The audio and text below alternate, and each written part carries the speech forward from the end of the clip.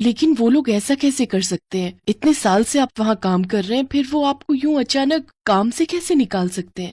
कुछ समझ में नहीं आ रहा है। फैक्ट्री यूं अचानक बंद हो गई, अब मैं क्या काम करूंगा, घर कैसे चलेगा। वैसे माया, तुम समोसे बहुत अच्छे बनाती हो, तो क्यों ना जब तक कोई नौकरी नहीं लग जाती हम समोसे बनाकर बेचें।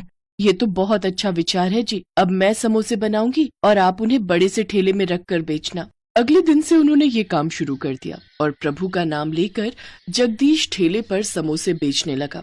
समोसे, गर्मा गर्म समोसे खा लो, धनिया पुदीने की चटनी के साथ। गर्मा गर्म समोसे।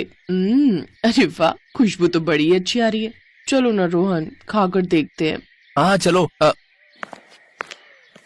भाई साहब 2 समोसे देना। जी अभी देता हूँ। उसके समोसे ग्राहकों को बहुत पसंद आए और कुछ ही देर में उसके पास ग्राहकों की भीड़ लग गई। पहले ही दिन कुछ ही घंटों में उसके सारे समोसे बिक गए। जगदीश खुशी खुशी घर लौट आया। अरे अब सुनती हो भाग्यवान, कहाँ हो तुम? अरे, आप 3 घंटे में ही लौट आए, कोई ग्राहक नहीं मिला क्या?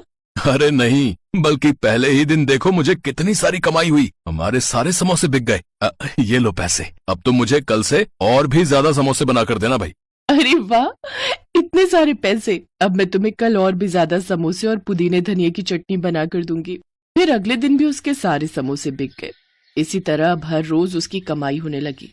लेकिन अब जगदीश के आ जाने से गांव के बाकी समोसे की दुकान वाले हलवाइयों को नुकसान होने लगा। ये देख कल्लू हलवाई और दूसरी दुकान के राजू ने मिलकर एक प्लान बनाया। कुछ देर बाद राजू उसकी दुकान पर पहुंचा। अरे जगदीश भाई, वो वहाँ बेचारा कुम्हार बिरजू काका अकेले ही भारी चीज उठा रहा है। मुझे लगता है हमें उनकी मदद करनी चाहिए। मैं उसकी मदद कर देता, लेकिन वो मुझसे अकेले नहीं होगा, बड़ा वजन है उसमें। हाँ हाँ, क्यों नहीं राजू भाई, अब काका जी की उम्र हो गई है तो हमें तो उनकी मदद करनी ही होगी ना। चलो चलो, मैं चलता हूँ तुम्हारे साथ। जगदीश अपने समोसे का ठेला छोड़कर राजू के साथ चला जाता है और मौका मिलते ही कल्लू हलवाई ने उसके समोसों में दवाई छिड़क दी।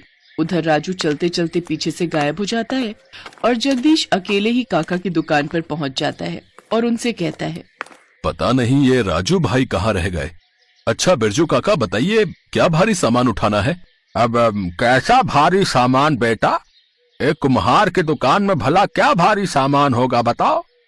मुझे लगता है राजू और कल्लू ने जो है अपना प्लान पूरा करने के लिए ऐसा किया है। मैंने उन्हें बात करते हुए सुन लिया था। वो जो है तुम्हारे समोसे में कुछ दवाई मिलाने की बात कर रहे थे। अब तुम अभी जाकर जो है उन समोसों को फेंक दो बेटा, और नए समोसे इस मिट्टी में बनाना, फिर देखना कमाल। हाँ, और आज के बाद हर समोसा इसी मिट्टी में बनाना, और इसके आगे कोई सवाल मत पूछना। आपका बहुत बहुत शुक्रिया काका।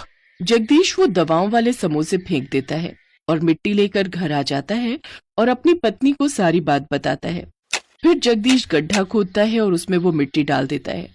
गड्ढे के दोनों तरफ सीख रखकर उस मिट्टी की आंच पर नए समोसे पकाता है।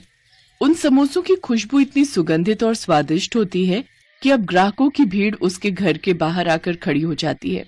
वो हाथों हाथ उसके समोसे खरीदने लगते हैं और अब तो घंटे भर में ही उसके सारे समोसे बिक जाते हैं। अब तो जगदीश को कहीं भी जाने की भी जरूरत नहीं पड़ती। अब हर रोज माया समोसों में मसाला भरकर तैयार करती और जगदीश उन्हें उस मिट्टी में पकाता, और इस तरह मिट्टी के समोसे बनकर तैयार हो जाते।